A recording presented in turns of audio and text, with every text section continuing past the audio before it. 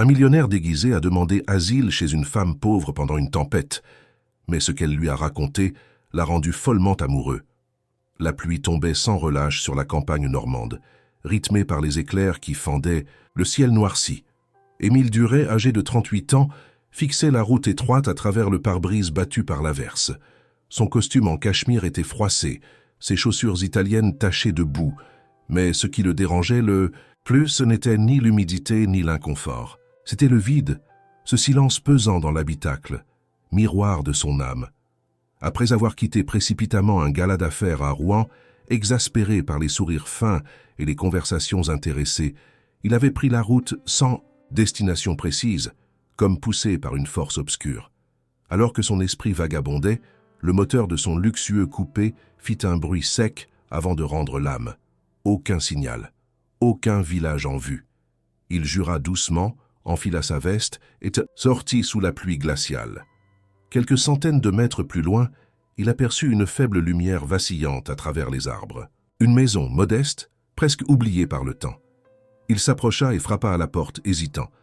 La porte s'ouvrit lentement. Une femme au visage fatigué mais au regard perçant se tenait là. Claire Rousseau, 34 ans, enseignante, de l'école primaire locale, veuve depuis 5 ans, ne s'attendait pas à une visite à une heure aussi tardive. Sa fille de 7 ans dormait déjà, blottie dans une chambre à l'étage. Claire examina l'homme trempé, qui semblait plus égaré qu'effrayant. Son instinct de prudence la poussait à refermer la porte. Mais quelque chose dans le regard d'Émile, un mélange d'orgueil blessé et de solitude, la fit hésiter. « Entrez », dit-elle finalement d'une voix ferme mais sans hostilité. Il la remercia d'un ton grave et pénétra dans l'entrée étroite. L'odeur du feu de bois, le parquet ancien, les murs ornés de cadres familiaux, tout contrastait avec l'univers aseptisé de ses appartements parisiens. Claire lui tendit une serviette propre, puis disparut un instant. Lorsqu'elle revint, elle portait un bol de soupe fumante. Émile s'assit à la table en bois massif, silencieux, tandis que Claire posait le bol devant lui. « Ce n'est pas grand-chose, mais ça vous réchauffera. » Il hocha la tête, absorbé par la scène. Aucun personnel de maison, aucun verre en cristal, juste la chaleur d'un foyer vrai. Quelques instants plus tard, des pas légers descendirent les escaliers. Une fillette, aux boucles brunes, encore ensommeillée, entra dans la pièce. « Maman, qui c'est ?» demanda-t-elle d'une voix curieuse. Claire s'agenouilla. « C'est un monsieur dont la voiture est tombée en panne. Il va dormir ici cette nuit. » Émile sourit doucement. « Je m'appelle Émile. Et toi ?»« Jeanne. Tu as des enfants ?» Il fut pris de court, puis répondit avec douceur. « Non, pas encore. » Claire observa cette interaction, ses yeux trahissant une curiosité qu'elle s'efforçait de contenir. Lorsqu'elle borda Jeanne à nouveau, Émile promena son regard autour de la pièce principale, s'attardant sur les objets simples, sur le silence habité du lieu. Quand Claire revint s'asseoir, il tenta d'entamer la conversation, mais elle restait distante, polie, mesurée. À un moment, alors que le feu crépitait, elle murmura en regardant le vide « Il y a des promesses qu'on ne peut jamais tenir, même en y croyant très fort. » Émile voulut lui demander ce qu'elle entendait par là, mais elle se leva, annonçant qu'elle allait préparer un matelas dans le salon. Seul, allongé sur un vieux canapé au tissu râpé, Émile écouta la pluie tambouriner sur le toit. Le confort matériel lui manquait moins que d'habitude. Ce qui le troublait, c'était cette femme inconnue, cette maison hors du temps, et la sensation, étrange mais tenace, qu'il avait enfin mis les pieds dans un endroit réel. Le lendemain matin, un voile gris persistait sur le ciel normand. La pluie avait ralenti, mais la boue s'accumulait encore devant la maison, rendant les routes impraticables. Émile, levé de bonne heure malgré une nuit peu reposante sur le canapé trop court pour sa taille, regardait par la fenêtre le jardin détrempé. L'odeur du bois humide se mêlait à celle du café que Claire préparait silencieusement dans la cuisine. Aucun mot n'avait encore été échangé entre eux. Ce n'était pas une gêne palpable, mais plutôt une forme de respect, tacite, une coexistence prudente. La maison semblait flotter dans une bulle, où le temps s'étirait, lent et épais. Assis à la table rustique, Émile observait Claire qui déposait devant lui une tasse fumante. Elle portait un pull grossier, trop large, et ses cheveux étaient attachés à la hâte. Malgré l'apparente simplicité de son apparence, elle dégageait une forme de dignité qui surprenait Émile. Il remercia poliment, la voix encore rauque, et goûta le café. Amer, authentique. Rien à voir avec les mélanges exotiques de ses habitudes citadines. Le regard d'Émile se posait parfois sur les objets autour de lui, une pile de livres usés sur une étagère bancale, une radio ancienne posée sur une commode, et un dessin d'enfant collé sur le frigo représentant une maison avec un soleil rayonnant malgré un ciel orageux. L'univers de Claire n'avait rien de spectaculaire, mais il dégageait une cohérence apaisante. Chaque élément semblait à sa place, imprégné d'un vécu qu'il ne comprenait pas encore. Jeanne descendit en courant, pieds nus, un cahier sous le bras. Elle salua Émile avec un sourire éclatant avant de se diriger vers sa mère pour un baiser du matin. Puis elle s'installa à côté de lui, feuilletant ses dessins. Claire, attentive mais discrète, surveillait la scène du coin de l'œil. « Tu vas rester longtemps ici ?» demanda l'enfant. Émile hésita un instant. « Je ne sais pas. Peut-être jusqu'à ce que ma voiture soit réparée. Il faut que la route soit dégagée aussi. C'est long parfois. Une fois, on est resté 3 jours bloqués, hein maman ?» Claire répondit par un sourire fugace sans quitter sa tâche de vaisselle. « Et tu fais quoi dans la vie? Tu travailles avec les plantes ?» Il sourit à cette question inattendue. Il avait mentionné, la veille, qu'il aimait les jardins. Il décida de s'y tenir. « On peut dire ça, j'aide à faire pousser des choses dans la ville. » Jeanne parut impressionnée. Claire, elle, leva à peine les yeux, mais Émile capta un léger froncement de sourcils. Elle n'était pas dupe. Pourtant, elle ne dit rien. Il sentit le poids de son propre mensonge s'accentuer. Il ne s'agissait pas d'un simple anonymat, temporaire. C'était une dissimulation délibérée. Et plus il restait, plus ce mensonge devenait pesant. Lorsque Claire sortit quelques affaires pour occuper Jeanne, elle proposa à Émile de l'accompagner dans l'arrière-cour. Il accepta, soulagé de quitter un instant l'atmosphère confinée. L'air frais et humide s'engouffra dans ses narines, et il suivit Claire en silence jusqu'au vieux cabanon où elle rangeait du bois. « Ce n'est pas très impressionnant, mais ça tient encore debout, » dit-elle en ouvrant la porte. Il observa les outils, les bûches entassées, le sol boueux. Elle prit 2 morceaux de bois, les lui tendit. Il les prit sans discuter.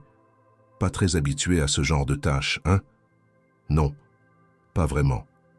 Mais j'apprends vite. » Elle esquissa, un sourire à peine perceptible. Ce n'est pas une question de vitesse, c'est une question de volonté. Il acquiesça lentement. Ce genre de phrase, chez elle, n'avait rien de moralisateur. C'était une observation simple, nue, comme tout ce qu'elle exprimait. Ils rentrèrent sans un mot. À l'intérieur, le silence reprit ses droits. Mais ce n'était pas le même silence que la veille. Il avait changé de texture, moins froid, plus dense, comme si chacun commençait à apprivoiser la présence de l'autre. Lors du déjeuner, Émile complimenta la soupe de légumes. Claire remercia, toujours avec cette politesse distante. Mais lorsqu'il évoqua brièvement Paris, elle détourna le regard. « Vous n'êtes pas obligé de parler de là-bas. Ce monde ne m'intéresse pas. » Il se sentit piqué, non pas par orgueil, mais par la justesse de son désintérêt. Elle n'avait rien contre lui, mais tout contre ce que sa vie représentait. « Et qu'est-ce qui vous intéresse ?» demanda-t-il, après un long silence. Elle leva les yeux vers lui. « Ce qui reste quand tout le reste s'écroule. » Cette réponse le frappa plus qu'il ne l'aurait admis. Il détourna le regard, cherchant ses mots. Mais aucun ne semblait à la hauteur. Alors il garda le silence, respectueux. Le reste de la journée s'écoula lentement. Claire corrigeait des devoirs pendant que Jeanne dessinait. Émile lisait, un vieux roman trouvé sur une étagère. De temps en temps, leurs regards se croisaient, sans hostilité, sans promesse, juste cette étrange reconnaissance mutuelle d'une présence inattendue. En fin d'après-midi, alors que la lumière déclinait, Claire s'approcha de la fenêtre et murmura presque pour elle-même « On oublie vite que le silence peut aussi être un refuge. » Émile comprit alors qu'il n'était pas le seul à fuir quelque chose. Et pour la première fois depuis longtemps, il sentit que ce silence partagé valait bien plus que 1000 conversations. La lumière du matin perçait doucement à travers les rideaux de lin. L'orage s'était enfin dissipé, ne laissant derrière lui qu'une brume tiède et persistante qui recouvrait la campagne comme un voile de coton. La maison de Claire paraissait suspendue hors du temps, et malgré l'humidité dans les recoins du plafond, une étrange tranquillité régnait. Émile s'éveilla avant les autres, sans bruit, comme s'il craignait de troubler l'équilibre fragile de ce lieu. Il s'étira, puis attiré par une curiosité discrète, parcourut les pièces d'un regard plus attentif. Il s'arrêta, devant le mur du salon, où divers cadres encadraient des souvenirs figés. Son regard fut capté par une photo plus ancienne que les autres. Claire y apparaissait plus jeune, souriante, ses cheveux détachés, les yeux brillants de vie. À ses côtés, un homme au visage doux, les bras autour de ses épaules. L'image respirait une complicité naturelle, une joie sans artifice. Émile s'approcha lentement, comme si s'approcher trop vite risquait d'en altérer le souvenir. Il resta là quelques minutes, silencieux, absorbé. Claire le surprit dans cette contemplation. Elle se tenait derrière lui, une tasse à la main. Il se retourna, un peu gêné d'avoir été pris ainsi. « C'était lui, n'est-ce pas ?» demanda-t-il sans détour, désignant le cadre. Elle hocha la tête, posa sa tasse, puis s'assit dans le fauteuil près de la cheminée. « Antoine, mon mari. Il est mort il y a 5 ans. » La phrase était dite sans larmes ni tremblement, mais portait une densité que seul le deuil authentique peut contenir. Émile s'assit en face d'elle, respectueux, attentif. « Je suis désolé, murmura-t-il, conscient que ces mots n'avaient pas le pouvoir de réparer quoi que ce soit. » Claire fixa un instant la photo, puis détourna les yeux vers la fenêtre. Il avait un rêve. Il voulait transformer la vieille grange au bout du village en bibliothèque, pas juste un lieu avec des livres, mais un espace vivant, avec des ateliers, des lectures, des films pour les enfants. Un endroit pour penser autrement, pour se sentir moins seul ici. Émile, intrigué, fronça les sourcils. « Une bibliothèque ici? C'est ambitieux. » « Oui, et c'est peut-être pour ça qu'il n'a pas tenu. Il a tout mis dans ce projet, temps, énergie, argent. Il a écrit à des dizaines d'institutions, demandé des subventions, organisé des événements. Mais personne ne répondait. Il a fini par vendre sa voiture pour acheter les premières étagères. Puis, un jour, il est allé sur le toit pour réparer une fuite et il est tombé. Le silence qui suivit fut épais, saturé d'une douleur qu'Émile n'osait toucher. Il comprenait à présent ce qu'elle avait voulu dire la veille en parlant de promesses non tenues. Ce projet, cette bibliothèque, c'était plus qu'une idée. C'était la trace d'un espoir brisé, encore suspendu dans l'air. Claire reprit plus doucement. « Depuis, j'essaie de continuer un peu. J'ai gardé les livres, je lis aux enfants à l'école, j'organise des après-midi dans la salle des fêtes quand je peux. Mais seul, avec Jeanne, ce n'est pas facile. Et puis ici, on oublie vite ceux qui rêvent trop grand. » Émile sentit quelque chose se fissurer en lui. Ce n'était pas de la pitié. C'était une forme d'admiration mêlée à une amertume profonde. Lui qui avait bâti un empire financier n'avait jamais lutté pour quelque chose d'aussi désintéressé. Il s'était battu pour des chiffres, pour du prestige, pour éviter l'échec, plus que pour embrasser une cause. « C'est étrange, dit-il après un moment. J'ai grandi dans les musées, les galeries, les écoles de commerce. On m'a toujours dit que la culture était essentielle, mais uniquement si elle servait à briller. Vous parlez d'une culture qui répare. » Claire le regarda, surprise par la justesse de ses mots. « C'est ça. Lire à un enfant qui n'a jamais eu de livre chez lui, c'est lui ouvrir une fenêtre. Peut-être que ce n'est pas grand-chose, mais parfois, une fenêtre suffit. » Il hocha la tête, touché malgré lui. Le poids de son anonymat devenait presque insupportable. Lui, Émile Duret, dont le nom figurait sur les façades de fondations artistiques à Paris, écoutait cette femme parler d'un combat que lui-même, avec tous ses moyens, n'avait jamais envisagé. Et il comprenait peu à peu que tout ce qu'il fuyait dans sa vie, le luxe vide, les décisions guidées par les profits, les soirées sans âme, trouvait un écho ici, dans cette maison modeste, où chaque mot semblait avoir un sens. Ils restèrent là longtemps, sans rien dire, chacun plongé dans ses pensées. Jeanne les rejoignit un peu plus tard, une poupée dans les bras. Elle grimpa sur les genoux de sa mère, joua avec ses cheveux, puis regarda Émile avec l'insouciance des enfants. « Tu vas venir avec nous à l'école demain ?» Claire sourit. « Ce n'est pas sûr qu'il soit encore là. »« Mais s'il est gentil, il peut rester, non ?» Émile répondit d'un sourire, incapable de formuler une réponse. Ce soir-là, après avoir aidé Claire à ranger la cuisine, il retourna s'asseoir près du portrait. Il contempla à nouveau ce visage d'homme inconnu, ce sourire qui semblait à la fois bienveillant et ferme. Il se demanda ce qu'Antoine aurait pensé de lui. D'un homme riche cachant son nom, trouvant refuge dans une maison étrangère sans rien offrir en retour. Il se sentit petit, mais aussi étrangement déterminé. Ce regard figé dans le cadre lui rappelait que certains rêves ne mouraient jamais vraiment. Ils attendaient simplement qu'un autre cœur les porte un peu plus loin.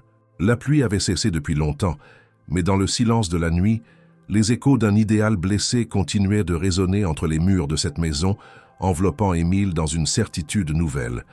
Il n'était pas venu ici par hasard. La nuit s'annonçait lourde même après la tempête qui, la veille, avait battu la campagne normande. Une accalmie fragile régnait, mais dans l'air subsistait cette tension imperceptible qui précède une nouvelle tourmente. La maison de Claire, entourée d'arbres détrempés et de champs noyés de brume, paraissait à nouveau menacée par un ciel incertain. Émile, assis dans le salon, sentait que quelque chose de différent planait. Ce n'était pas seulement le climat. C'était comme si les murs eux-mêmes avaient anticipé l'imprévu. Jeanne s'était endormie tôt, fatiguée par une journée passée à dessiner et à poser 1000 questions à Émile. Claire, elle, triait silencieusement des documents dans une vieille boîte en métal, accroupie près d'un meuble au tiroir capricieux. L'ambiance était calme, presque trop calme, jusqu'à ce qu'un grondement profond vienne troubler le silence. Le tonnerre, sourd et lointain, se fit entendre une première fois, suivi d'un éclair bref qui déchira la pénombre. Claire se leva aussitôt, les sourcils froncés. Émile, alerté par son regard, se mit debout à son tour. « Je pensais que ça s'était calmé, dit-il. Moi aussi. Mais parfois, ici, les orages reviennent par surprise. » Un nouveau fracas éclata plus proche cette fois, puis un craquement étrange, venu du toit, leur fit lever les yeux en même temps. Claire se précipita vers la porte arrière et l'ouvrit. Une bourrasque de vent mêlée de pluie pénétra dans la pièce, soulevant les rideaux et faisant trembler les vitres. « Vite, aidez-moi avec les bassines !» Le toit fuit, surtout dans la chambre du fond. Sans attendre, elle disparut dans un couloir. Émile la suivit, les pieds glissant sur le carrelage humide. Dans la pièce indiquée, l'eau gouttait en un rythme rapide du plafond, formant une flaque au centre. Claire plaçait déjà une bassine, puis un seau en plastique. Elle essuya rapidement une étagère avec un torchon et poussa un meuble loin de la fuite. « Je peux faire quelque chose ?» demanda Émile mal assuré. « Prenez ces serviettes et mettez-les sous la fenêtre. Elle laisse passer l'eau quand le vent vient du nord. » Il s'exécuta maladroitement d'abord, puis avec plus d'efficacité. Il s'étonnait lui-même de son implication. Lui, qui n'avait jamais manié autre chose qu'un stylo ou un clavier, se retrouvait à éponger un sol détrempé dans une maison rustique en pleine campagne. Pourtant, il ne s'en plaignait pas. Il ressentait au contraire un curieux sentiment d'utilité, même si chaque mouvement révélait son manque d'habitude. Claire, concentrée, ne le jugeait pas. Elle lui montrait, avec des gestes rapides, ce qu'il fallait faire et il apprenait. « Vous avez souvent ce genre de problème ?» demanda-t-il entre deux allers-retours. « Chaque hiver. Je fais ce que je peux. Le toit est vieux. » Antoine voulait le refaire, mais elle s'arrêta net, comme si prononcer son nom suffisait à raviver trop de souvenirs. Il n'insista pas. Le silence revint, ponctué seulement par le clapotis des gouttes sur les plastiques, étalés. Un nouveau coup de tonnerre fit trembler les vitres. Émile regarda Claire, occupée à replacer un seau. « Je ne sais pas comment vous faites. Vivre ici, seul, avec tous ces imprévus, ça doit être épuisant. » Elle haussa les épaules, sans amertume. « On s'y fait. Quand on n'a pas le choix, on apprend à faire avec. Ce n'est pas le plus difficile, en réalité. » « Et qu'est-ce qu'il est ?» Claire releva la tête, le fixa un instant. Il lut dans ses yeux une réponse muette, comme un monde qu'elle ne voulait pas déballer. Puis elle répondit enfin, la voix basse. « Le silence, parfois. Quand il devient trop grand, quand il couvre même les souvenirs. » Émile baissa les yeux. Il comprenait. D'une autre façon, il vivait lui aussi ce silence, celui d'un monde saturé de bruit mais vide de sens. Là, dans cette maison de village, il sentait que ces silences n'étaient pas vides. Ils portèrent le poids de vies entières. Un courant d'air fit claquer une porte au loin. Claire soupira. « Je crois qu'une des fenêtres de l'étage est mal fermée. Restez ici, je reviens. » Mais il ne la laissa pas faire seule. Il la suivit, malgré son regard surpris. Dans l'escalier étroit, la lumière vacillait. Ils arrivèrent dans une chambre mansardée où une pluie fine s'infiltrait par un battant entrouvert. Claire s'approcha pour le refermer, mais le vent s'engouffra, manquant de la faire reculer. Émile intervint rapidement, l'aidant à pousser la fenêtre jusqu'à la fermeture. Ils restèrent là, côte à côte, essoufflés, mouillés. Puis, sans prévenir, ils se mirent à rire. Un rire bref, franc, libérateur. Un rire qui jaillissait de la fatigue, de l'absurde de la situation, de la tension relâchée. Claire s'assit sur le lit, Émile à côté d'elle, le souffle court. « Vous avez de l'humour, dit-il, surpris. Heureusement. Sinon, je ne serais pas resté ici. » Le silence qui suivit fut plus léger que les précédents. Il n'était plus une barrière, mais une pause, un souffle partagé. Émile la regarda, puis osa une question. « Est-ce que vous avez déjà pensé à partir d'ici? Vendre? Recommencer ailleurs ?» Elle réfléchit un moment. « Bien sûr, plusieurs fois. Mais je suis resté. Parce que c'est ici qu'Antoine voulait bâtir quelque chose, parce que Jeanne est née ici, et parce que, malgré tout, cette maison me tient debout. Même avec les fuites, elle sourit, même avec les fuites, surtout avec elle. Ils se regardèrent sans détour cette fois. Il y avait dans cet échange une acceptation mutuelle, un terrain fragile mais sincère. Émile se leva enfin. « Je vais m'assurer que tout en bas est sec. Vous devriez vous reposer. Vous aussi. » Il descendit, replaça les serviettes, réajusta les seaux. Puis il s'assit, seul, dans le salon sombre. La pluie diminuait, le silence revenait. Mais ce soir-là, il ne l'effrayait plus. Il pensa à sa vie d'avant, à ses bureaux brillants, à ses collègues pressés, aux rendez-vous qui remplissaient son agenda sans remplir son cœur. Ici, tout était plus lent, plus dur aussi, mais authentique. Et peut-être que pour la première fois depuis très longtemps, il avait touché quelque chose de vrai. Le soleil du matin s'étirait lentement au-dessus des collines brumeuses de la Normandie, filtrant à travers les vitres embuées de la maison de Claire. Après une nuit agitée par l'orage, un calme presque irréel avait envahi les lieux. La terre, encore imbibée, exhalait une odeur de bois mouillé et de mousse. Émile s'éveilla tôt, le dos endolori par le vieux canapé, mais l'esprit étrangement clair. Quelque chose en lui avait changé au fil des heures passées ici, entre les fuites du toit et les silences partagés. Il ne s'agissait plus simplement d'une halte forcée. Il avait le sentiment d'être au cœur d'un moment suspendu, un de ceux qui redéfinissent imperceptiblement la trajectoire d'une vie. Claire préparait déjà le petit déjeuner, vêtue d'un pull en laine grossière, ses gestes précis, méthodiques. Jeanne, quant à elle, courait entre la cuisine et le salon, encore en pyjama, chantonnant une comptine. Émile, pour la première fois depuis le début de son séjour, se proposa de l'aider sans attendre une invitation. Claire accepta avec un léger signe de tête. Elle lui tendit quelques papiers à ranger dans une boîte métallique qu'elle conservait dans un placard en bois massif. « Je voulais faire un peu d'ordre là-dedans depuis des mois, dit-elle, mais je ne trouve jamais le temps. »« Ça me changera des bilans comptables, » répondit-il avec un demi-sourire. Il s'installa sur la table, ouvrit la boîte et commença à trier. Il y avait de vieux reçus, des fiches scolaires de Jeanne, des croquis de projets pour la bibliothèque abandonnée, et rangées sous un élastique jauni, plusieurs lettres soigneusement pliées, toutes adressées à une même fondation parisienne de soutien à la culture. Il reconnut immédiatement le nom. C'était l'une des entités qu'il soutenait personnellement depuis des années. Il en connaissait les membres du conseil, les responsables des sélections de projets, les mécènes, et pourtant, jamais. Il n'avait entendu parler de Claire Rousseau. Il en prit une, hésita, puis la lut. Il y était question de la bibliothèque, bien sûr, mais aussi de la vie du village, des enfants, des besoins en livres, en matériel, en bénévoles. Les mots de Claire étaient clairs, passionnés, humbles. Ils ne quémandaient pas. Ils invitaient à construire. Émile en lut une deuxième, puis une troisième, toutes restées sans réponse, toutes ignorées. Claire, debout à quelques pas, l'observait en silence. « Vous les avez trouvées » dit-elle sans détour. Il releva les yeux. « Oui. Vous les avez toutes envoyées ?»« Non. Certaines sont parties. D'autres, non. » Après un moment, on finit par écrire plus pour se convaincre soi-même que quelqu'un écoutera, que pour attendre une vraie réponse. Il la regarda puis rebaissa les yeux sur les lettres.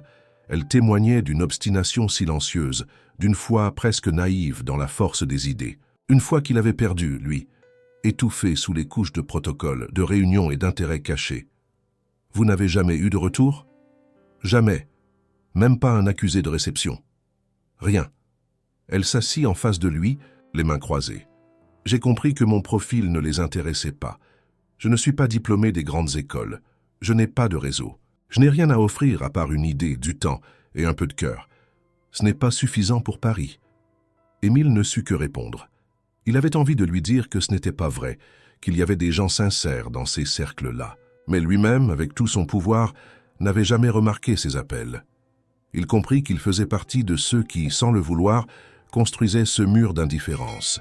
Et pourtant, vous continuez à croire à ce projet. Parce qu'il est plus grand que moi. Parce qu'il ne dépend pas du succès. Il suffit qu'un enfant comprenne un poème ou qu'un adolescent trouve refuge dans un livre pour que ça en vaille la peine. Elle n'avait pas besoin d'élever la voix pour que ses paroles aient du poids. Émile se leva, rangea doucement les lettres dans la boîte, puis resta un moment debout, les mains sur le bois. « Je connais cette fondation, » dit-il enfin les mots lourds, « de très près même, et je suis désolé qu'ils aient été aussi aveugles. » Claire le regarda sans surprise.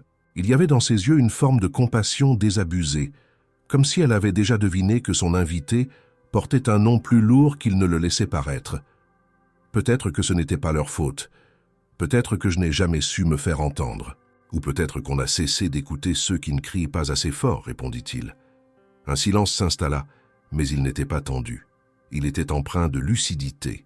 Deux mondes venaient de se croiser, et pour la première fois, Émile sentait qu'il ne pouvait plus faire semblant. Il avait vu l'autre côté. Il avait lu, noir sur blanc, la preuve qu'il y avait de la lumière là où il n'avait jamais tourné les yeux. Claire se leva à son tour. « Vous pouvez garder une de ces lettres, si vous voulez. » Il accepta, glissant le papier dans la poche intérieure de sa veste. Ce n'était pas un souvenir, c'était une tâche. Le reste de la journée fut marqué par une routine apaisante. Jeanne jouait dehors avec un chat errant qu'elle avait adopté. Claire rangeait la cuisine en chantonnant doucement.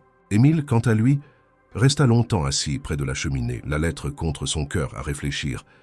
Non pas à ce qu'il pourrait dire à son retour à Paris, mais à ce qu'il pourrait faire. Car pour la première fois, il ne s'agissait pas de corriger un tort, mais de redonner vie à une promesse faite par quelqu'un d'autre, à quelqu'un d'autre. Et dans cet engagement muet, il sentit une paix qu'aucun de ses contrats passés ne lui avait jamais procurée. La pluie avait cessé depuis plusieurs heures, mais l'air restait chargé d'humidité. Une brume fine montait des champs, comme une respiration lente de la terre après les secousses des derniers jours. La maison semblait s'être tue avec le climat, comme si elle aussi reprenait son souffle. Jeanne dormait depuis longtemps, épuisée par les histoires racontées, les dessins colorés et la course avec son chat sans nom. Claire, assise dans un fauteuil près de la cheminée, lisait un vieux roman à la couverture élimée. Émile, de l'autre côté de la pièce, feuilletait distraitement un magazine local trouvé sur l'étagère. Le silence entre eux n'était plus un obstacle. Il s'était transformé en un espace commun, une forme de complicité silencieuse. Il était presque minuit lorsque Claire posa son livre sur l'accoudoir, leva les yeux vers lui et dit comme une évidence « On devrait jouer à quelque chose. Ça évitera qu'on pense trop. » Émile la regarda, surpris. Elle ne souriait pas, mais une lueur dans son regard indiquait qu'elle ne plaisantait pas tout à fait non plus. « À quoi pensez-vous ? 3 vérités et un mensonge, vous connaissez ?»« J'ai entendu parler, répondit-il. Jamais joué. C'est simple. On dit 4 choses sur soi.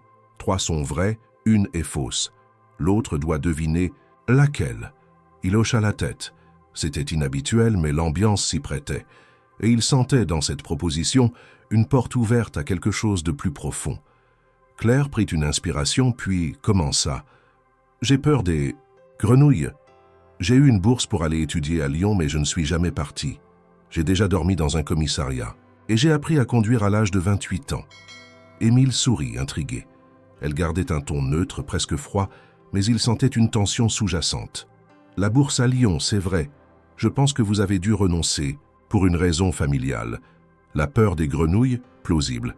Le permis tardif aussi. Mais le commissariat, je dirais que c'est le mensonge. » Claire secoua la tête. « Faux.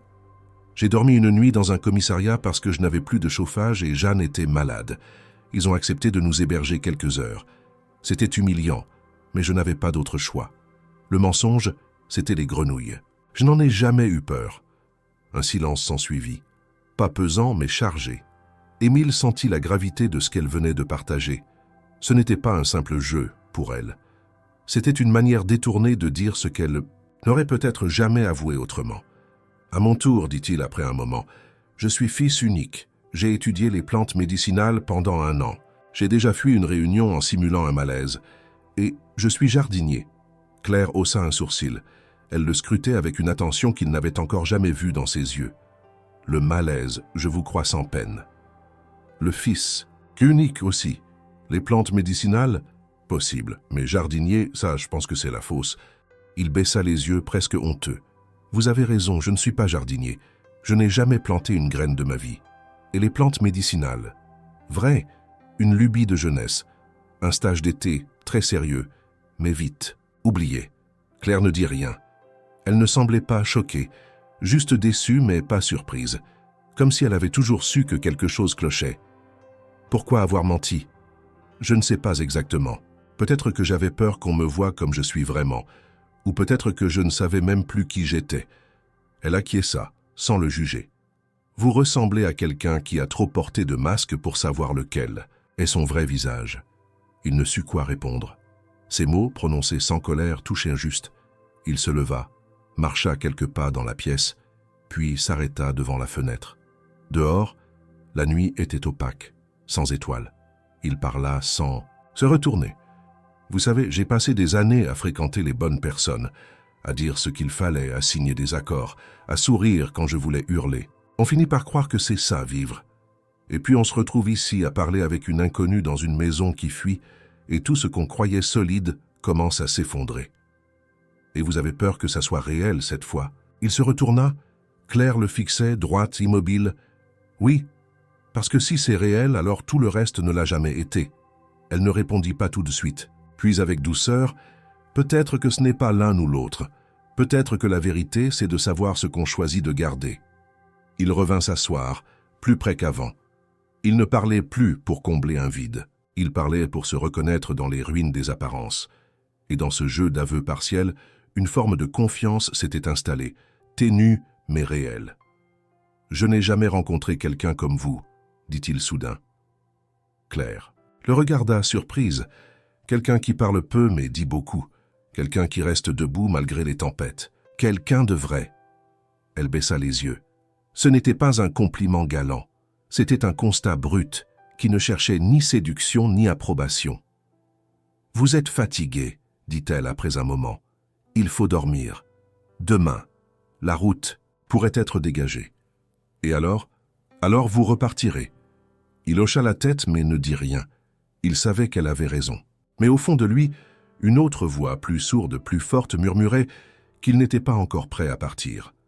Pas tant qu'il n'aurait compris ce qu'il était venu chercher ici, sans le savoir. Ils se levèrent ensemble, comme au ralenti. Claire éteignit la lumière.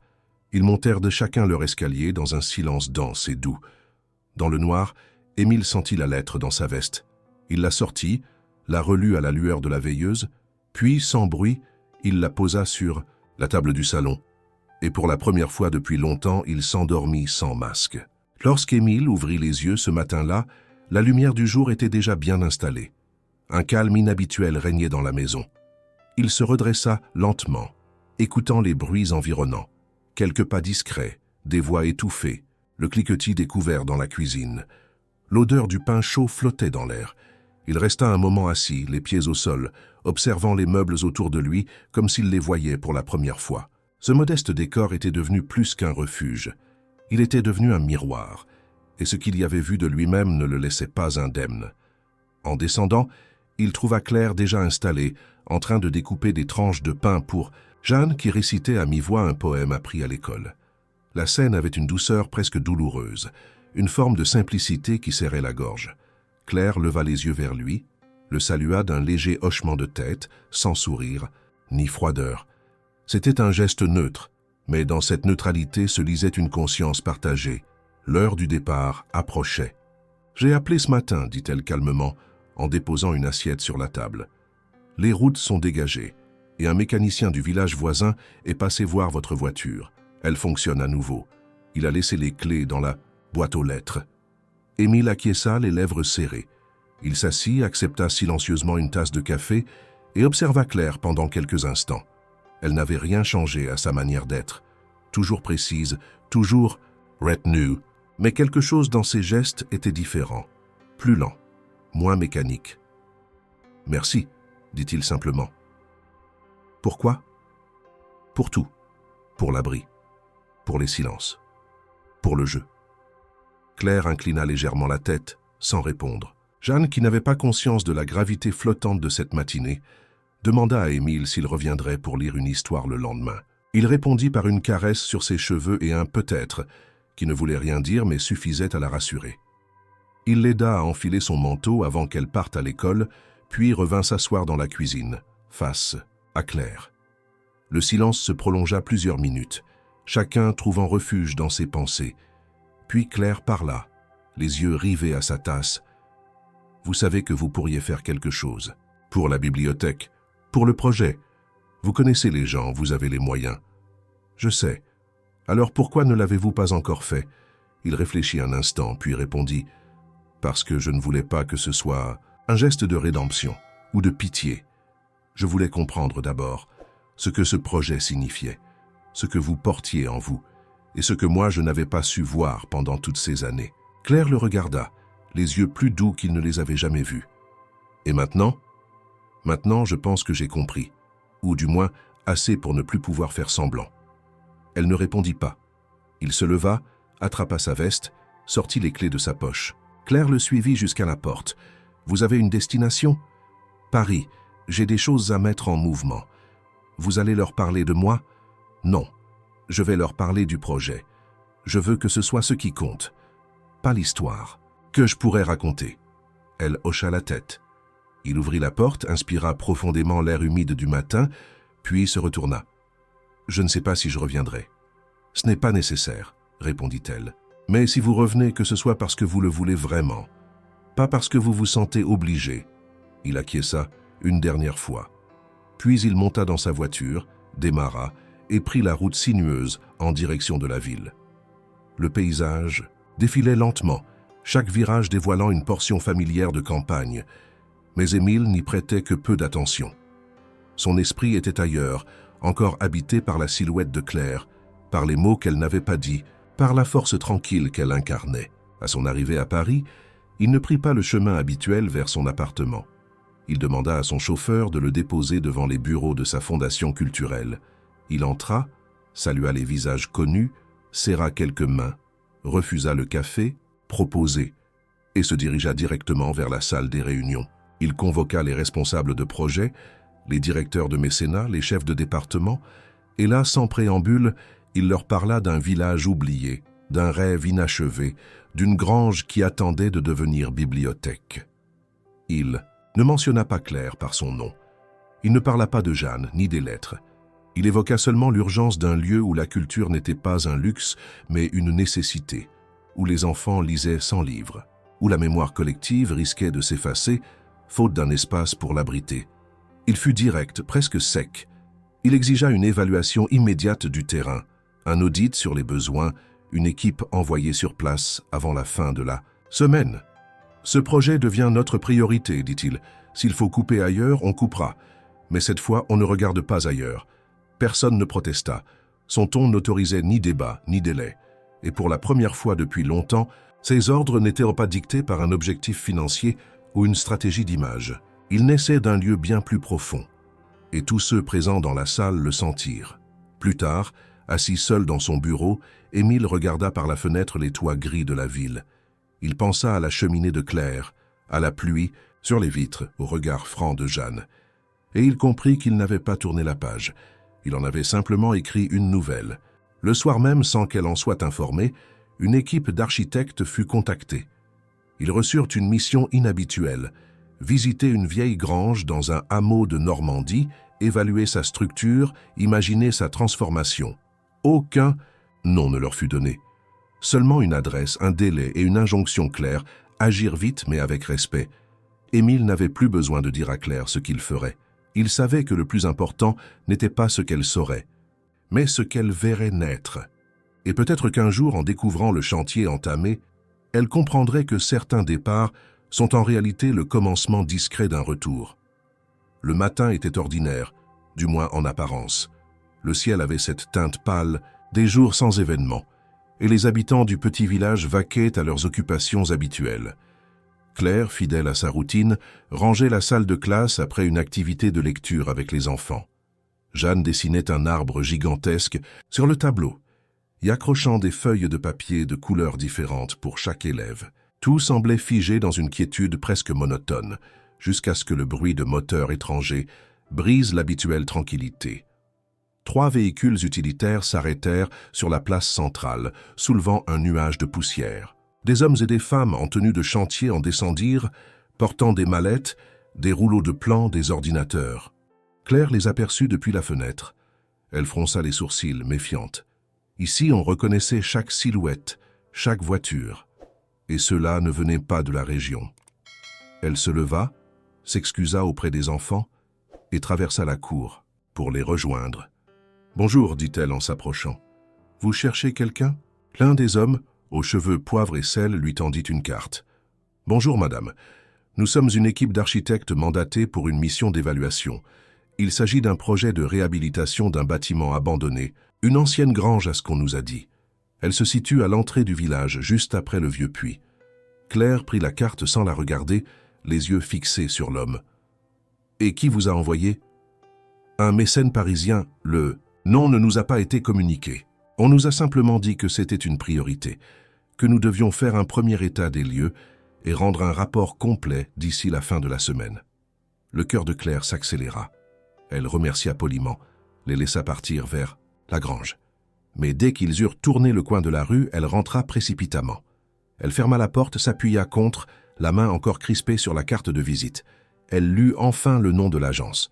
Une entreprise prestigieuse, bien connue dans les milieux culturels. Le genre d'agence qui ne se déplace pas sans un appui solide. Son esprit se mit à tourner. Personne ici n'avait les moyens d'initier un tel projet. Et elle n'avait envoyé aucune nouvelle lettre. Elle n'avait parlé à personne de ses échanges passés, de ses tentatives. Elle remonta dans le salon, ouvrit la boîte de métal où elle gardait ses documents, ses brouillons, ses lettres. Rien ne justifiait cette soudaine intervention, à moins que... Elle se remémora les jours précédents, les conversations avec Émile, son regard attentif, ses silences prolongés lorsqu'elle évoquait le projet de bibliothèque. Et surtout, ce moment précis, ce jeu de la vérité où il avait admis n'être pas ce qu'il prétendait. Elle avait senti, sans en être certaine, que cet homme portait un secret. Et si le déclencheur était lui? Si ce voyageur égaré, qui s'était abrité sous son toit par une nuit d'orage, n'était pas un simple promeneur sans attache? Elle fouilla ses souvenirs, tenta de recoller les fragments. Il connaissait la fondation. Il avait réagi à ses lettres avec trop d'intensité pour un inconnu. Et puis, il y avait ce nom, Duret. Ce nom qu'elle avait entendu autrefois sur un document reçu d'une des institutions qu'elle avait contactées, un nom figurant parmi les donateurs majeurs. Elle se précipita vers sa commode, en tira une vieille pochette froissée, en sortit un courrier oublié. Elle parcourut les premières lignes, et là, en bas de page, comme une signature silencieuse, elle le vit, Émile Duret, membre du conseil de la Fondation pour la culture vivante. Le choc fut immédiat. Claire s'assit lentement, le regard figé sur ce papier. Ce n'était pas une coïncidence, ce n'était pas le fruit du hasard. Émile avait menti. Pas par méchanceté, non, elle en était presque sûre. Mais il avait menti tout de même.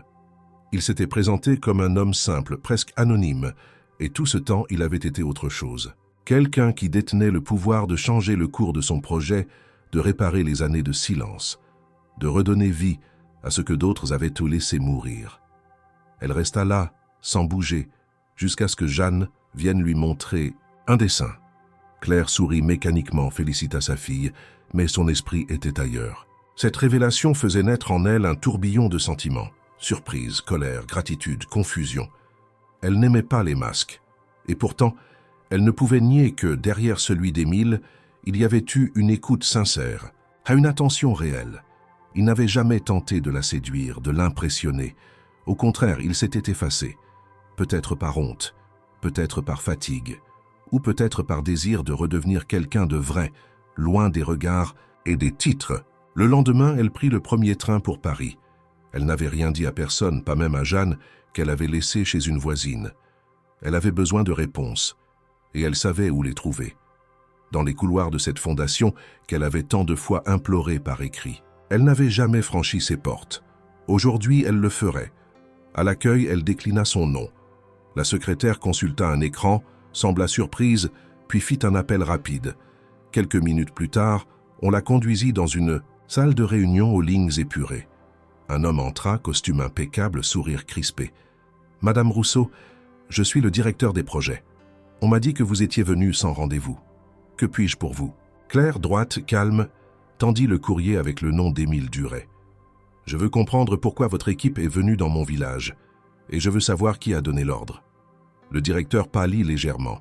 Il jeta un œil au document, puis répondit, prudent. « C'est une décision personnelle de M. Duret. Il a demandé une mobilisation immédiate. Il suit ce projet avec beaucoup d'attention. » Claire serra les dents. « Et depuis quand ?»« Depuis son retour de piste Normandie il y a quelques jours. Il a dit qu'il avait trouvé quelque chose de vrai là-bas. » Elle baissa les yeux, son cœur battant plus fort. Ce n'était donc pas une ruse, pas une manœuvre. Émile avait vu, compris et agi. « Je veux le voir. Il est en déplacement. Mais je peux lui transmettre. » « Non, laissez-le tranquille. Je sais ce que j'avais à savoir. » Elle se leva, remercia d'un signe de tête et sortit sans un mot de plus. Dans la rue, le vent parisien lui fouetta le visage. Elle ferma les yeux un instant. Ce n'était pas une fin, ni un commencement. C'était un point d'équilibre fragile, où la vérité, enfin révélée, laissait place à une décision qu'elle seule pouvait prendre. Et cette décision attendrait le bon moment. Le voyage de retour vers la Normandie sembla plus long que tous ceux que Claire avait faits jusqu'alors. Assise près de la fenêtre du train, elle regardait défiler les paysages sans vraiment les voir. Son esprit, pourtant si souvent accoutumé à l'analyse calme et logique, était un chaos de réflexions croisées. Elle avait appris la vérité. Elle savait maintenant qui était Émile, ce qu'il représentait, et ce qu'il avait décidé de faire pour la bibliothèque abandonnée. Mais cette révélation ne l'apaisait pas. Elle réveillait en elle des sentiments qu'elle n'était pas prête à nommer. Trahison, gratitude, colère, admiration. Quand elle arriva à la gare, le soleil se couchait lentement derrière les collines. L'air était plus doux qu'à son départ, mais elle ne le sentit pas. Chaque pas vers sa maison lui semblait incertain, comme si elle avançait dans une réalité devenue instable. Elle entra chez elle, salua la voisine qui lui avait gardé Jeanne, serra sa fille dans ses bras avec plus de force que d'habitude. Puis, une fois Jeanne couchée, elle s'assit au salon seule face à la cheminée éteinte, les mains croisées sur les genoux. Ce qu'elle avait découvert à Paris ne pouvait être balayé d'un simple revers de main. Émile Duret, multimillionnaire. Parisien, figure majeure des cercles culturels, n'était pas venu jusqu'à elle par accident. Il avait choisi de rester anonyme, de vivre sous une fausse identité, d'écouter sans intervenir, de comprendre sans exposer ses moyens.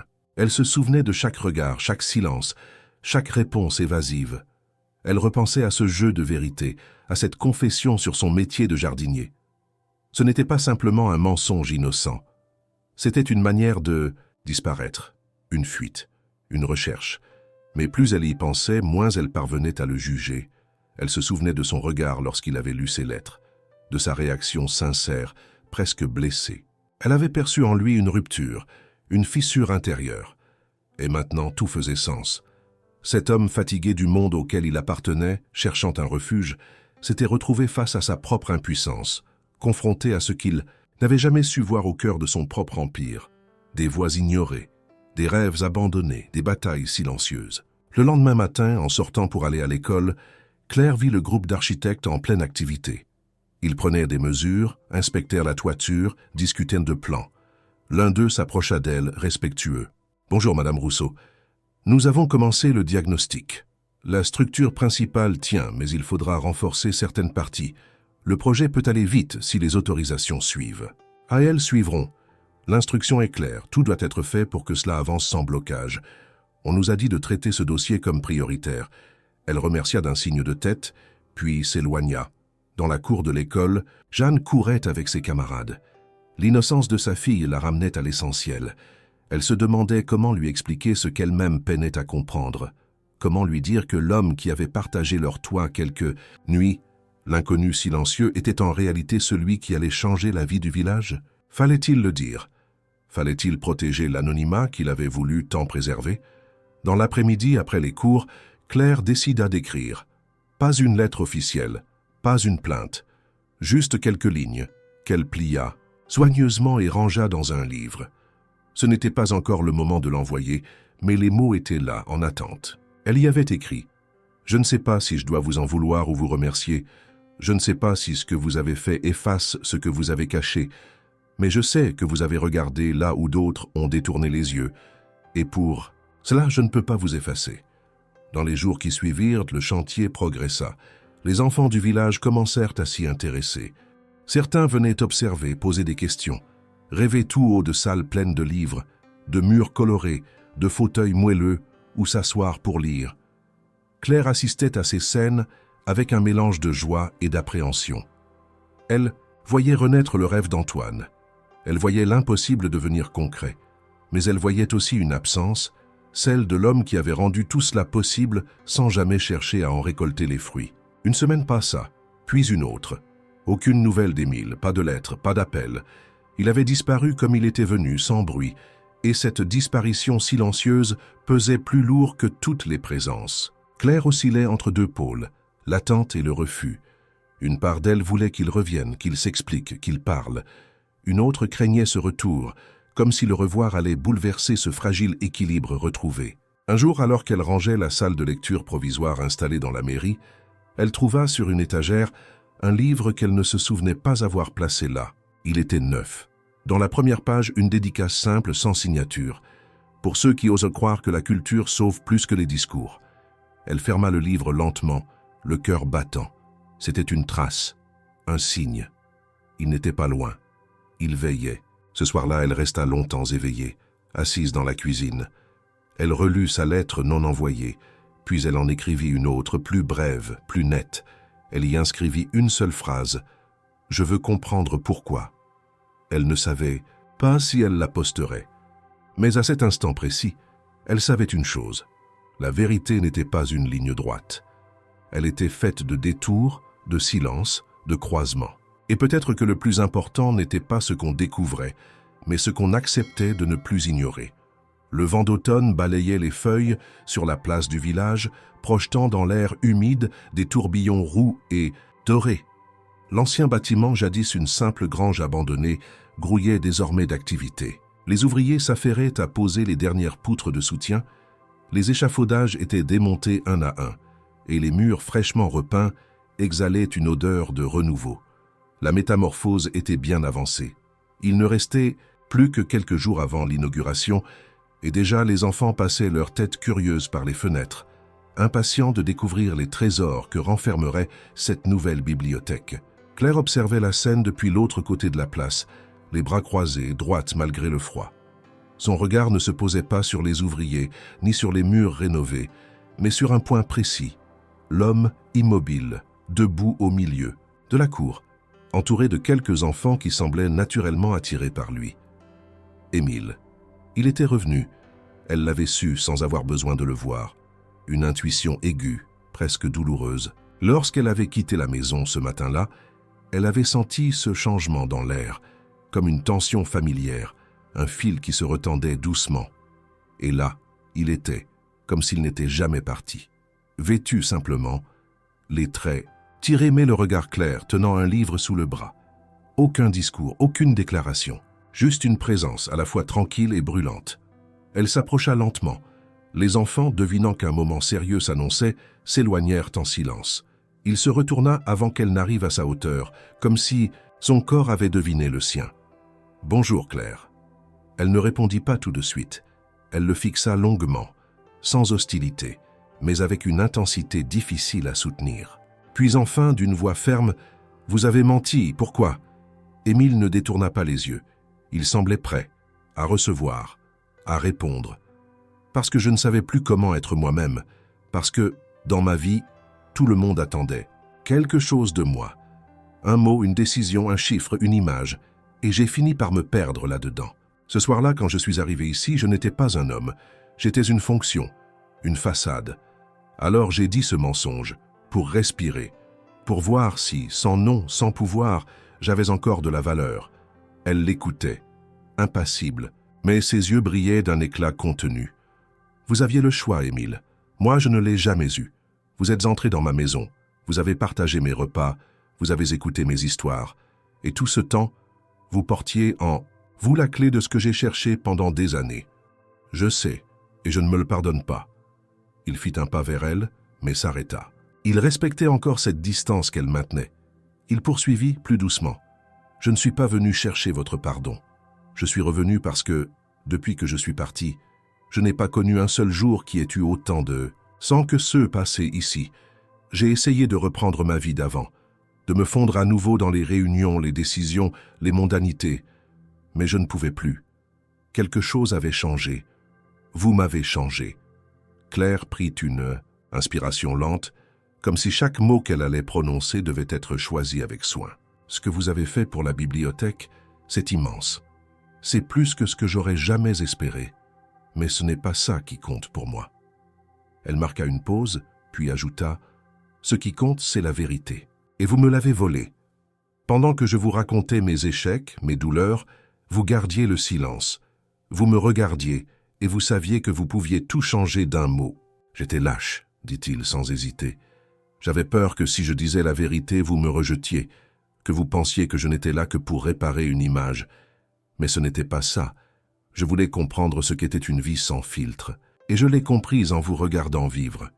Elle baissa enfin les yeux, les mains tremblantes.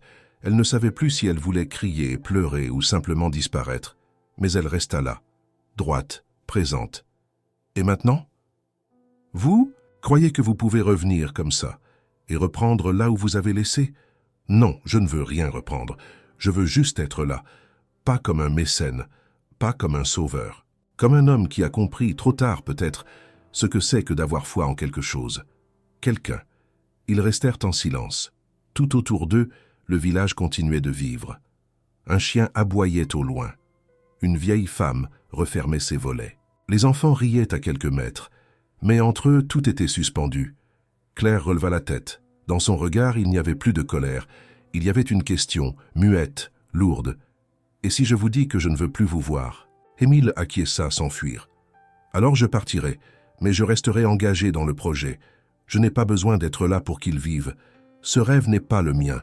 Il est le vôtre et celui d'Antoine. Je ne veux pas qu'il meure à cause de mes erreurs. » Claire inspira profondément. Elle regarda la bibliothèque en chantier. Elle pensa à toutes les années de silence, à toutes les lettres sans réponse, et à cet homme qui, malgré le mensonge initial, avait fini par faire ce que personne d'autre n'avait fait, écouter, agir. « Je ne sais pas encore ce que je veux, Émile, mais je sais que je ne veux pas que vous fassiez semblant. Ni avec moi, ni avec vous-même. Je ne le ferai plus, je vous le promets. » Il recula d'un pas, lui laissant l'espace. Elle le regarda s'éloigner, lentement, les épaules basses, mais le pas ferme. Elle ne le rappela pas. Pas encore. Il y avait des blessures qui prenaient du temps, et elle n'était pas prête à panser la sienne en public. Mais dans ce silence, quelque chose s'était ouvert. Pas un pardon, pas une absolution, une possibilité. Et parfois, cela suffisait à tout recommencer. Les jours qui suivirent furent d'une étrange densité. Le village poursuivait sa routine, mais pour Claire, chaque minute semblait suspendue entre deux états d'âme, deux élans contraires. D'un côté, l'élan du pardon, fragile mais réel, que la sincérité d'Émile avait ébauché dans leur confrontation sur la place. De l'autre, la rémanence de la blessure, cet espace intérieur où la confiance, une fois fissurée, hésite à se reconstruire. Elle se levait tôt, comme à son habitude, se consacrait à ses élèves, participait aux réunions avec l'équipe de rénovation de la bibliothèque, mais en elle, une voix revenait sans cesse. Que faire maintenant ? Elle n'avait pas revu Émile depuis ce jour. Il était reparti sans qu'elle sache où. Il n'avait laissé ni message ni trace. Rien, sauf le projet qui avançait, comme une promesse tenue en silence. Parfois, elle surprenait Jeanne à parler de lui. Toujours, avec cette candeur enfantine. L'enfant ne comprenait pas la complexité des événements, mais elle sentait, à sa manière, que quelque chose d'important s'était brisé entre sa mère et cet homme qu'elle avait accueilli avec une confiance immédiate. C'est lors d'un après-midi banal que le vrai bouleversement survint. Claire corrigeait des exercices dans la salle de classe pendant que les enfants participaient à une activité libre. La maîtresse de soutien leur avait demandé d'écrire une petite rédaction à partir de la phrase « Quelqu'un que je n'oublierai jamais ». Claire ne savait pas ce que Jeanne avait écrit. Elle ne s'y attendait pas. Ce fut en lisant son cahier, en toute innocence, qu'elle tomba sur ces mots. Un jour, un homme est venu chez nous. Il ne parlait pas beaucoup, mais il écoutait bien. Il a aidé maman quand le toit fuyait. Il a réparé des choses, même s'il ne savait pas comment. Maman disait qu'il ne disait pas tout. Moi, je crois qu'il avait peur. Mais ce n'est pas grave, parce que c'est lui qui a sauvé la maison de ma mère. Et ma mère, elle a sauvé le cœur de cet homme. Alors je sais que je ne l'oublierai jamais. Claire sentit ses mains trembler. Elle relut le texte plusieurs fois. Il n'était ni poétique, ni grandiose, mais il était vrai, brutalement, délicatement vrai. Elle referma doucement le cahier, comme si elle refermait un coffre rempli de mémoire. Ces quelques lignes, sorties de l'esprit d'un enfant, venaient dire ce qu'elle-même n'avait pas osé penser. Ce lien, si fugace, si inattendu, avait eu un sens profond. Et ce sens ne dépendait pas d'une reconnaissance officielle, d'un pardon verbal ou d'un retour annoncé. Il existait, tout simplement. Le soir même, après avoir couché Jeanne, elle s'installa à la table de la cuisine. Elle prit une feuille vierge, un stylo à l'encre bleue et écrivit sans hésiter, pas une longue lettre, pas une déclaration, juste une phrase. Une phrase suffisante parce qu'elle contenait tout ce qu'elle n'avait pu dire jusqu'alors. « Reviens quand tu voudras être toi-même ». Elle relut, puis plia la feuille. Elle ne savait pas comment lui faire parvenir ces mots. Elle ne savait même pas s'il les lirait un jour. Mais elle savait qu'elle avait franchi un cap. Ce n'était pas une décision de raison, ni un geste de conciliation. C'était une offrande de vérité. Elle n'exigeait rien en retour. Elle ouvrait seulement une porte. Dans les jours qui suivirent, elle ne parla à personne de ce qu'elle avait fait. Elle reprit sa routine avec une forme de calme intérieur qu'elle ne connaissait plus depuis longtemps. Les travaux de la bibliothèque avançaient à bon rythme. Les étagères étaient installées, les cartons de livres arrivaient progressivement, des bénévoles proposaient leur aide. Claire coordonnait tout cela avec rigueur, mais sans empressement. C'était comme si, maintenant que le rêve prenait forme, elle savait qu'il ne lui appartenait pas entièrement. Il était aussi celui de Jeanne, d'Antoine, des enfants, du village et même d'Émile. Et pourtant, malgré cette sérénité apparente, un espoir discret grandissait en elle. Elle ne l'alimentait pas, elle ne le formulait pas, mais il était là. Chaque fois qu'elle passait près de la fenêtre, chaque fois qu'un bruit de moteur résonnait au loin, chaque fois que le vent soufflait comme lors de cette nuit d'orage où tout avait commencé. L'espoir que, quelque part, quelqu'un avait lu cette phrase et qu'il savait qu'il pouvait revenir, non pas pour réparer, non pas pour se faire pardonner, mais pour simplement être là, tel qu'il était. Claire n'attendait pas un conte de fées. Elle ne croyait pas aux récits parfaits, aux amours héroïques, mais elle croyait aux choses vraies, à celles qui se construisent dans les maladresses, les silences, les regards. Elle croyait à ce qui se dit sans se dire. Et ce qu'il y avait eu entre elle et Émile, malgré tout, malgré les masques, malgré les peurs, relevait de cette vérité rare. Alors, elle continua de vivre, de travailler, de s'occuper de sa fille. Elle continua d'avancer, mais désormais, chaque matin, elle posait une main sur la porte d'entrée avant de sortir. Un geste simple, presque rituel, comme un rappel à elle-même que cette porte, désormais, n'était plus seulement une barrière contre le froid ou la pluie. C'était aussi une invitation muette, une invitation à celui qui, s'il décidait un jour de frapper à nouveau, saurait qu'il n'aurait plus besoin de se cacher. Le jour de l'inauguration officielle de la bibliothèque approchait, et tout le village semblait animé par une énergie nouvelle. Les enfants parlaient à voix haute de leur lieu de lecture, les parents se portaient volontaires pour les derniers aménagements, et Claire, sans qu'elle le montre, sentait son cœur battre plus fort à chaque nouvelle livraison de livres, à chaque planche fixée, à chaque lumière installée. Ce n'était plus seulement un projet, c'était un corps vivant qui prenait forme sous ses yeux, nourri d'efforts partagés, de mémoires et de rêves persistants.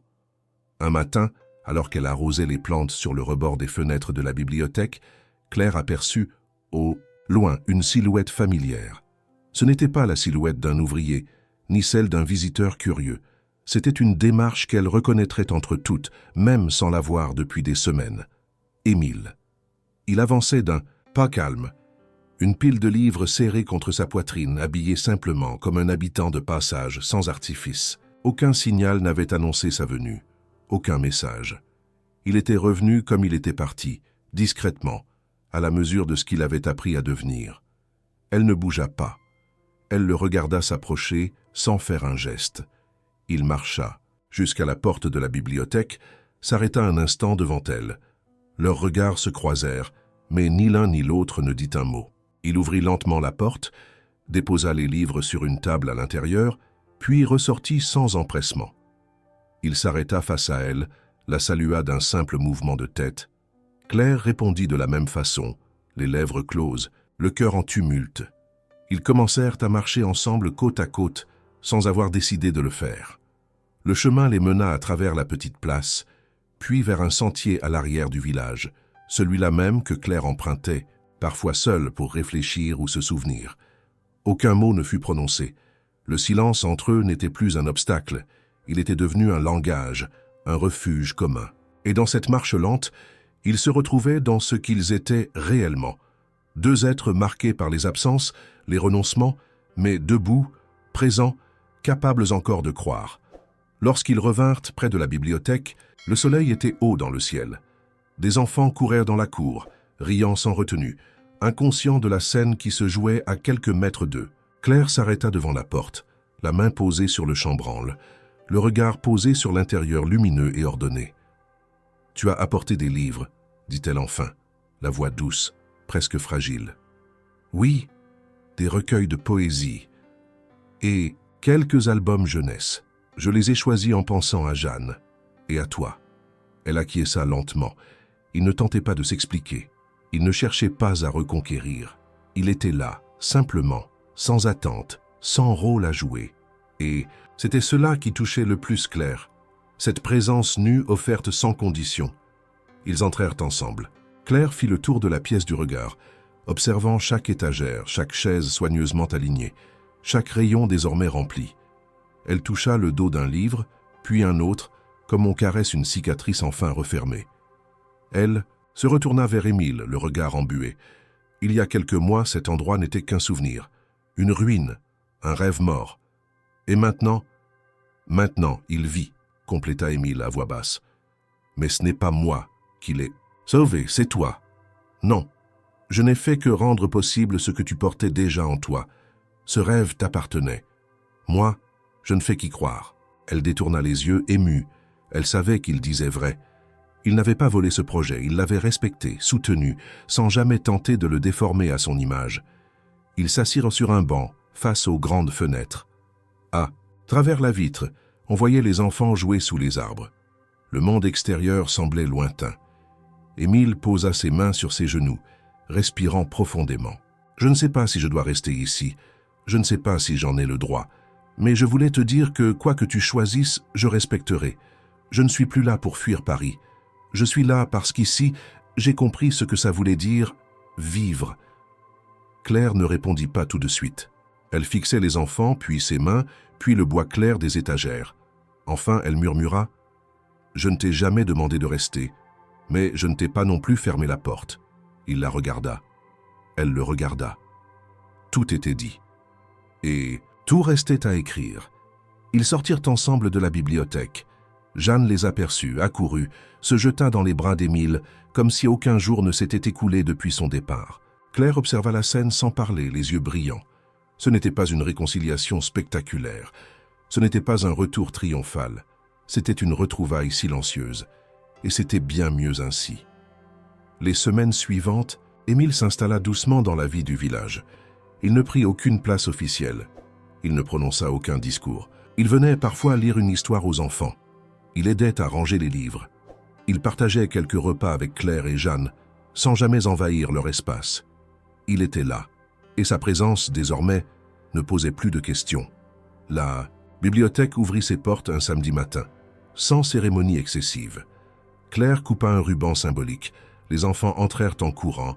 Les parents souriaient, émus. Émile resta en retrait.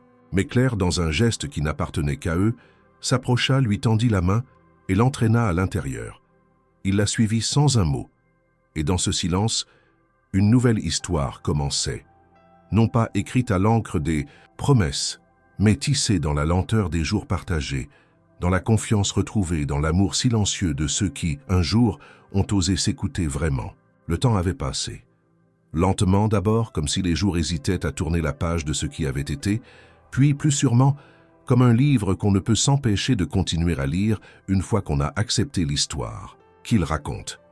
L'automne s'était effacé devant les premiers frissons de l'hiver, et dans le petit village normand, la bibliothèque nouvelle était devenue un lieu vivant, un cœur battant au rythme des enfants, des lecteurs, des rêveurs. Ce qui n'était qu'un projet éteint, un souvenir douloureux ancré dans la perte d'Antoine, s'était transformé en point de rencontre, en refuge pour les âmes curieuses.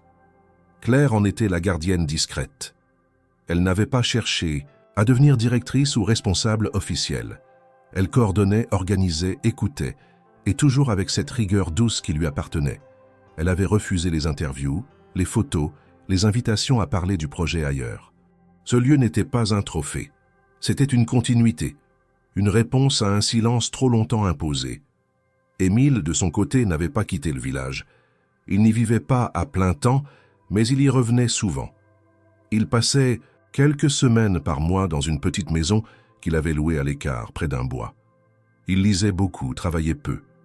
Il avait délégué une grande partie de ses responsabilités parisiennes, non par désintérêt, mais parce qu'il avait trouvé un autre sens à son engagement, celui qui ne cherche pas à contrôler, mais à soutenir. Leur relation à lui et Claire ne suivait aucun modèle connu.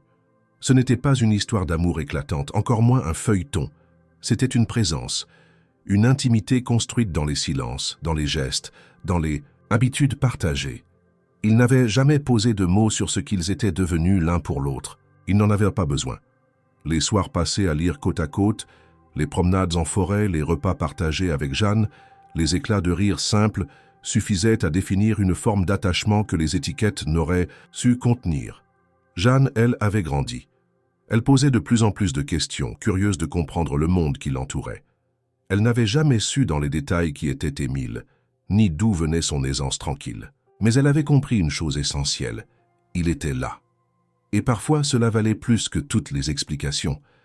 La bibliothèque, sous la direction de Claire, devint rapidement un modèle régional. D'autres villages vinrent observer son fonctionnement. Des ateliers furent mis en place, des soirées lecture, des projections, des cercles de discussion. Le lieu accueillait les anciens, les enfants, les enseignants, les artistes de passage. Et à chaque nouveau venu, Claire racontait l'histoire de cette grange transformée, sans jamais mentionner Émile autrement que comme un ami précieux du projet. Lui restait en arrière-plan, fidèle à son choix de ne pas se remettre en lumière. Un jour d'hiver, alors que la neige commençait à tomber, Claire trouva dans la boîte aux lettres de la bibliothèque une enveloppe sans nom. À l'intérieur, une photo.